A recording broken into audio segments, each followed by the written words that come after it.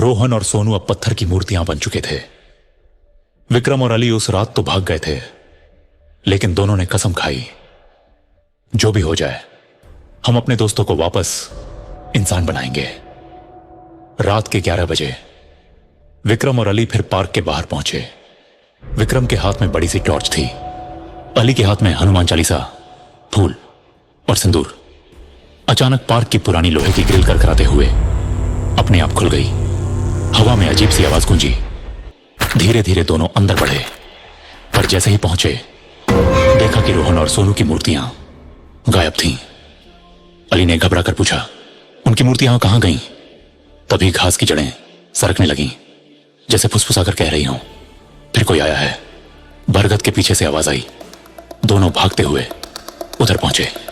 देखा जमीन फट रही थी, उसमें से एक पुरानी पत्थर की सीढ़ी बाहर निकल आई। अली बोला, यह पहले नहीं थी। विक्रम बोला, हमें नीचे जाना होगा, शायद रोहन और सोनू वहीं हों। अली घबराया, अगर हम भी फंस गए तो? विक्रम ने उसका हाथ पकड़ा। डर मत, हम साथ हैं। दोनों ने एक दूसरे को देखा और हिम्मत करके सीढ़ियां उतरने लगे। नीचे जाते ही ऊपर की जमीन बंद हो गई। अब वापसी का रास्ता नहीं था, लेकिन दोनों ने हिम्मत नहीं हारी। वे एक डरावनी गुफा में पहुंचे। चारों तरफ पत्थर की मूर्तियां खड़ी थीं और बीच में एक झील, जिसमें बह रहा था लाल रंग का पानी, जैसे खून। अली की नजर मूर्तियों पर पड़ी। वो कांपती आवाज में बोला, विक्रम देख, ये रोहन और सोनू हैं। दोनों उनके पास भागे। मूर्तियों की आंखों से असली आंसू बह रहे थे, जैसे कह रही हूं, हमें बचाओ। विक्रम की आंखें भी भर आईं। उसने पूजा के फूल और सिंदूर मूर्तियों पर चढ़ा दिया। तभी एक डरावनी चीख गूंजी, जैसे किसी को बहुत दर्द हुआ हो। पर तभी एक चमत्कार हुआ, पत्थर टूटने लगा।